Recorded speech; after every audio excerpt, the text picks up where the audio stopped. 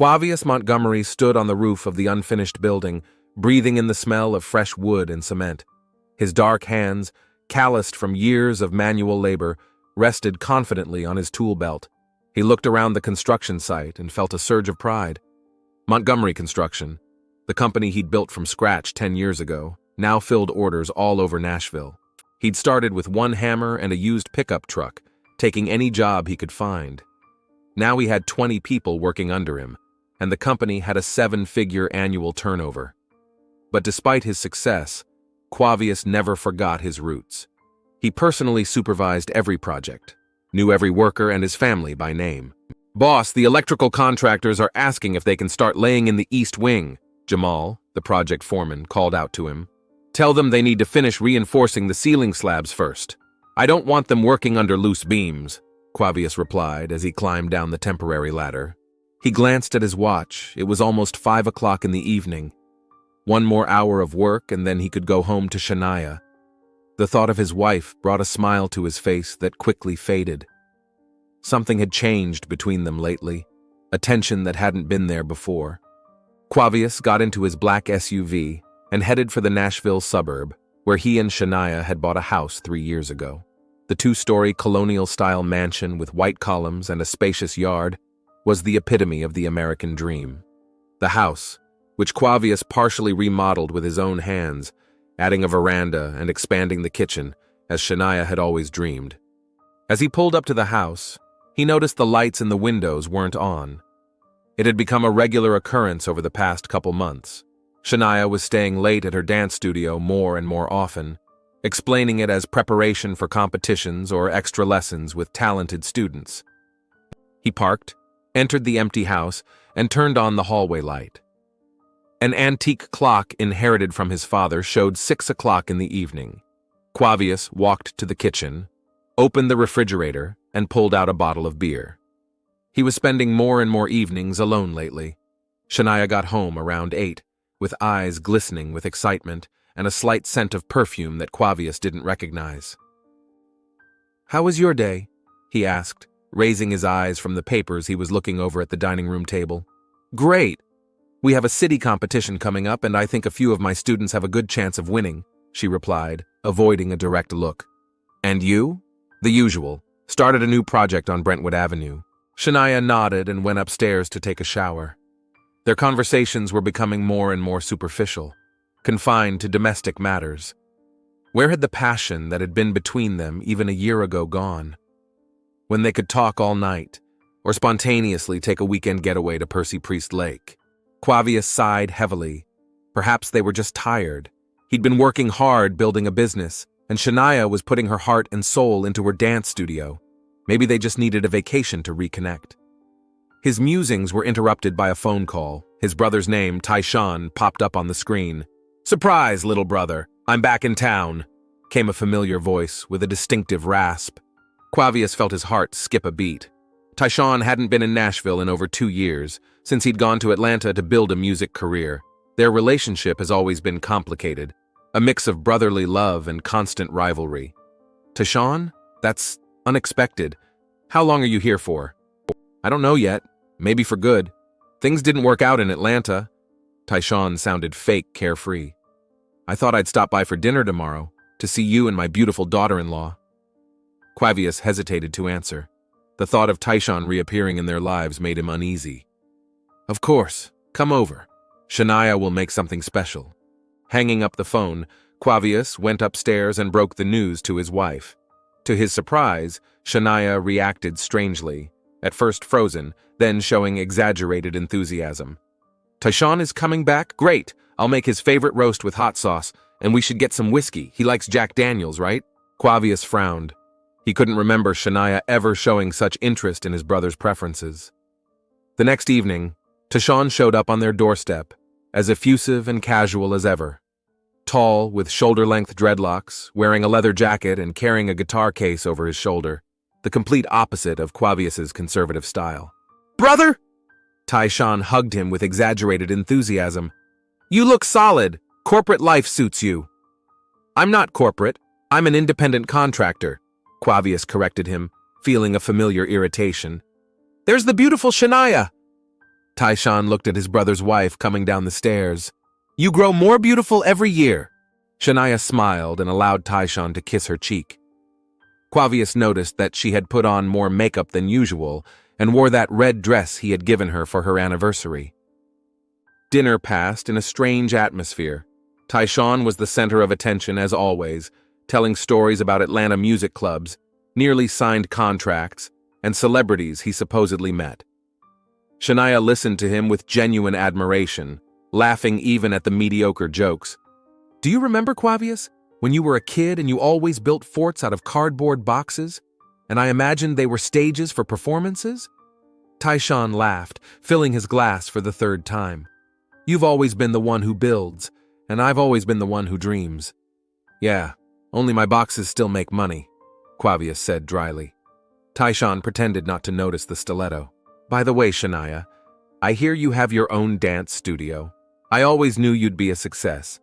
I remember the first time we met, I couldn't take my eyes off you." "Your first meeting?" Quavius frowned. "Had you met before I introduced you?" There was an awkward pause. "Oh, it was some party at a mutual friend's house," Shania said hastily. "It was nothing special. I don't even remember the details." "Right, some random hangout," Taishan agreed, but Quavius saw them exchange quick glances. After dinner, Taishan pulled out his guitar and started playing. Shania sat next to him on the couch, too close in Quavius's opinion. She looked animated, happy, in a way she hadn't been around him in a long time. Quavius watched them from the kitchen, where he'd gone under the pretense of making coffee. Something about the way Shania looked at his brother, the way she laughed as she leaned toward him, made his insides twist. He pushed those thoughts away. This was Shania, his wife, who had always been loyal to him. And Taishan, for all his faults, is his brother after all. In the weeks that followed, Taishan became a regular visitor to their home. He rented a small apartment nearby and regularly dropped by to chat or borrow tools. Sometimes he would come while Quavius was still at work, and when he returned home, he would find him and Shania engaged in a lively conversation that would abruptly end when he arrived. Shania began checking her phone more often, smiling often as she read the messages. When Quavius asked who they were from, she answered vaguely, "From a coworker, from a student, just a newsletter." One evening, while Shania was in the shower, her phone, which was on the kitchen table, vibrated with an incoming message. Quavius didn't want to check it. He'd always respected her privacy. But the name on the screen made him freeze. Taishan. On impulse, he unlocked his phone. Shania had never changed her password since they'd started dating. It was always the date of her first solo show. The message was short. "Can't stop thinking about yesterday. When will I see you again?" Quavius felt the blood drain from his face. He opened his correspondence history. Dozens of messages, exchanging photos, scheduling meetings, and a phrase that made his stomach clench. "He doesn't suspect a thing, thinks I'm in class with Jessica." The phone slipped from his suddenly weakened fingers and fell to the table with a clatter. Upstairs, the water was still running. Shania was showering, unsuspecting. And Quavius sat stunned, staring at the phone's extinguished screen, as if it could give him some explanation that would heal the sudden emptiness in his chest. Quavius sat in his SUV parked 3 houses down from Shania's dance studio. The clock on the dashboard showed 21 hours. The studio should have closed an hour ago. He gripped the steering wheel tighter when he noticed the familiar figure of his brother leaning against the wall of the studio building. 15 minutes later, Shania came out. She looked around as if checking to see if anyone was watching her, then gave Taishan a quick hug. They got into his shabby Ford together and drove off. Quavius slowly moved from his seat, keeping his distance. Taishan hadn't brought Shania home, but to a small restaurant on the other side of town, away from places where they might be recognized. Quavius parked on a nearby street and waited, feeling a heaviness growing in his chest with each passing minute. It had been a week since he'd discovered the correspondence on his wife's phone, a week of sleepless nights lying next to her, staring at the ceiling and listening to her breathing, wondering if she was dreaming about his brother. A week of agonizing deliberation, confront directly or gather more evidence. He chose the latter. Perhaps somewhere in the back of his mind he still hoped he was wrong, that there was some innocent explanation for their meetings and messages. But every day that hope melted away, replaced by a deafening pain and growing anger. The day his father brought home the newborn Tyshawn and his mother came to mind. Quavius had been only 2 years old then, but he remembered his own mother's helpless gaze and her quiet crying at night. His father tossed between the two families until he decided to unite them under one roof after Tyshawn's mother died. That's how he and his brother ended up in the same house. Two half-brothers, bound by their father's blood and separated by everything else. From the beginning, Tyshawn, being younger, attracted more attention. He was a boisterous, artistic child, making friends easily and charming adults. Quavius, on the other hand, was quiet, serious, growing up early due to the loss of his mother. While Tyshawn played imaginary guitar in front of admiring relatives, Quavius helped his father fix the roof or change the oil in the car. Their rivalry only intensified in their teens. Tyshawn began to play in the school band, dating the prettiest girls, and constantly getting into petty trouble, from which he was pulled out by his older brother. Quavius focused on his studies and part-time jobs, dreaming of someday starting his own business. The turning point came when they were 18 and 20. Their father passed away unexpectedly from a heart attack, leaving them a small inheritance and the old family home. Tyshawn wanted to sell the house and spend the money on his music career. Quavius insisted on keeping the property and using the inheritance to pay for college. After weeks of arguing, they did sell the house, but Tyshawn, after receiving his share, spent it in a matter of months on new equipment, parties, and questionable investments in musical projects. Quavius shook his head, coming back to the present. He saw Shania and Tyshawn walk out of the restaurant. His brother put his arm around his wife's waist in a gesture that was too intimate for simple sibling affection. Now Quavius understood why Tyshawn had suddenly returned to Nashville. It wasn't about a failed career in Atlanta. It was the connection he had maintained with Shania all along. Perhaps that connection started before he even left. How long had they been cheating on him? Returning home before his wife, Quavius noticed his hands shaking as he poured himself a whiskey. He took a sip, feeling the alcohol burn his throat. Different feelings fought inside him, the pain of betrayal, anger, fear of losing his wife, and shame. Shame that he, a successful businessman, a respected man, was sneaking around and watching instead of dealing with the situation openly. But something kept him from confrontation. Maybe fear of hearing the truth from her lips? Of finding out that she'd chosen Tyshawn, the perpetual loser, over him? Or fear of what he might do in a fit of rage? Shania got home around midnight, smelling of wine and Tyshawn's familiar cologne. She didn't notice Quavius in the dark living room and flinched when he turned on the lamp. "God, you scared me." She pressed her hand to her chest. "Why are you sitting in the dark?" "Brooding," he answered, watching her reaction carefully. "How was the advanced class?" "Good, but tiring." She looked away. "I think I'll go straight to bed." Quavius nodded and took another sip of whiskey. Lying was getting easier and easier for her. No advanced band tonight. He checked the schedule on the studio's website. Every day his paranoia grew. He started checking her phone when she showered, installed an app to track her location under the pretense of security concerns. He studied receipts and credit card bills, noting dinners and purchases she hadn't mentioned. At night, Quavius couldn't sleep. He lay staring at the ceiling, replaying in his head memories of the first time he and Shania met, the wedding, the future plans that were now falling apart. At times like this, he thought he was going crazy. Maybe he's exaggerating. Maybe it's just a friendship he's misinterpreting because of an old jealousy of his brother. But then he remembered the messages on his phone, the looks they'd exchanged when he thought he couldn't see, and realized his suspicions were well-founded. At work, he became absent-minded, making mistakes in calculations, forgetting to call clients back. Jamal, his foreman, once cautiously asked if everything was all right at home. Quavius brushed it off, but knew inwardly that he couldn't go on like this. On Thursday, looking at their joint calendar, Quavius noticed a new entry for the upcoming weekend. Shania, trip to Lizzie's post-op support. Lizzie had been Shania's friend since high school. But as far as Quavius knew, she was perfectly healthy. He checked Lizzie's social media pages, no hint of any surgery or illness. That night, Shania mentioned the trip casually. "By the way, I'm going to Lizzie's this weekend.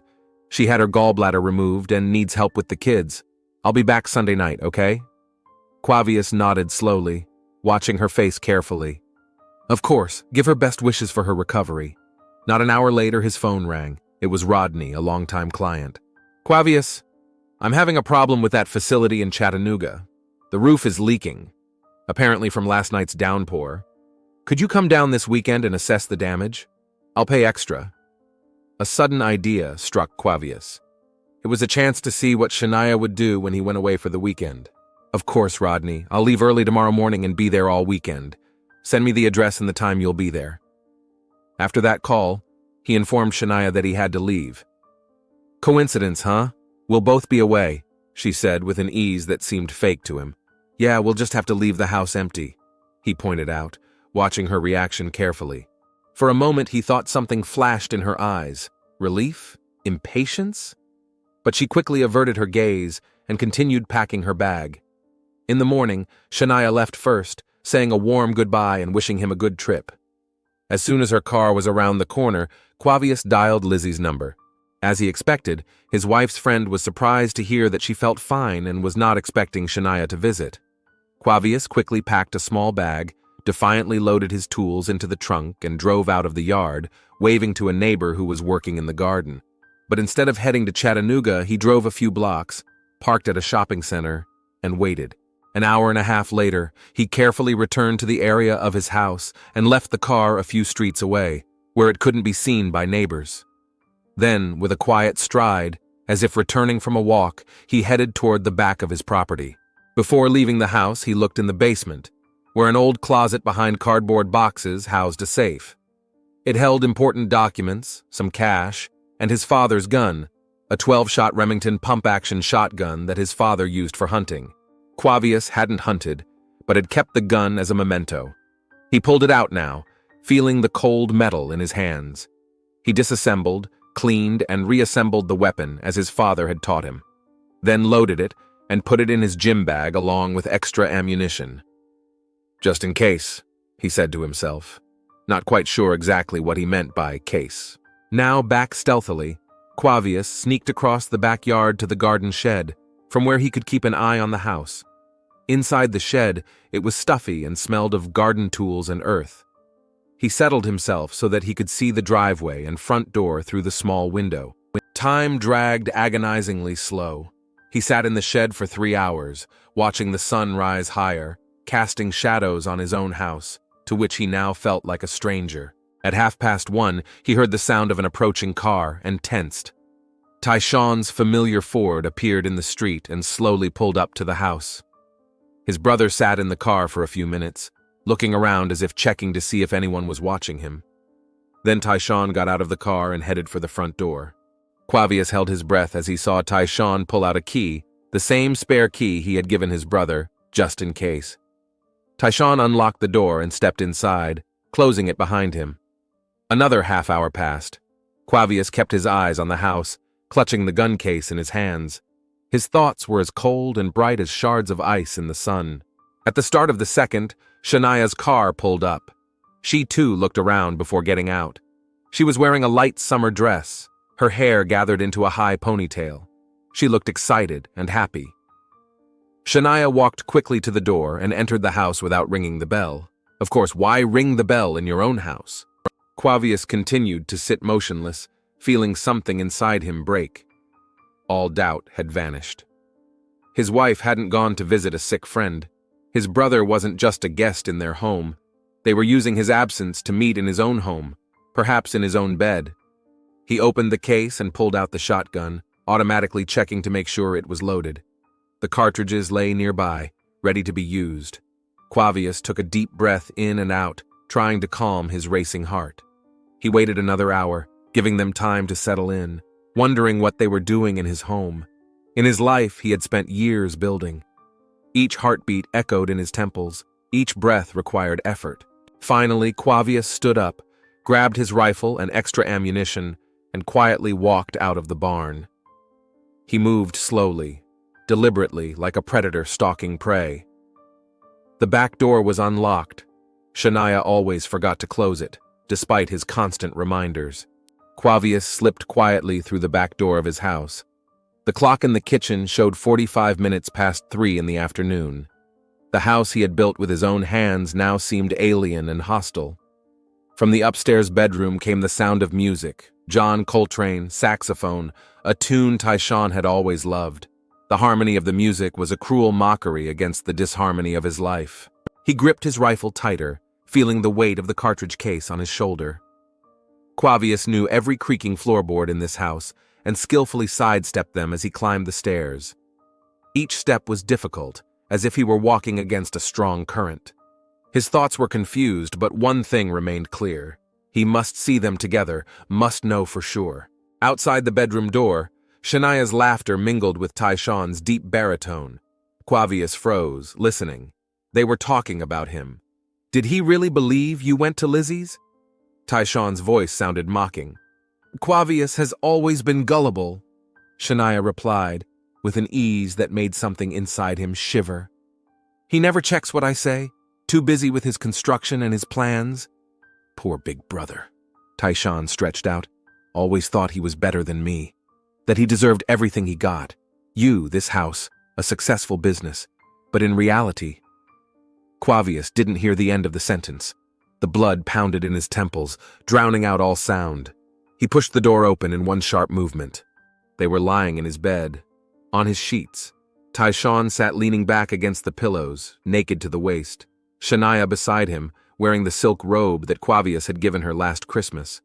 On the bedside table was a bottle of expensive whiskey, the same one that Quavius kept for special occasions. A second froze. Shania's eyes read not remorse, but consternation at the surprise.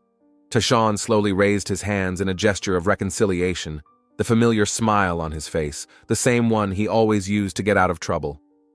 Brother, it's not what you think, he began. It was that phrase, that trite, false phrase, that was the last straw. Something clicked in Quavius's mind. He raised the gun and fired. The first shot was almost instinctive. A charge of buckshot hit Tyshawn in the chest, throwing him back against the pillows. Shania screamed, breaking into a squeal, tried to jump up from the bed. A second shot sent her falling back down. After that, time ceased to exist for Quavius. He acted mechanically, as if watching his own movements from the sidelines. Fired the bolt, fired, pulled it again, shot again. Each shot had a familiar recoil in his hands. The deafening sound of gunfire and screams faded, replaced by a ringing in his ears. Quavius kept firing, even when there was no more living flesh on the bed, only the mutilated bodies that had once been his wife and brother.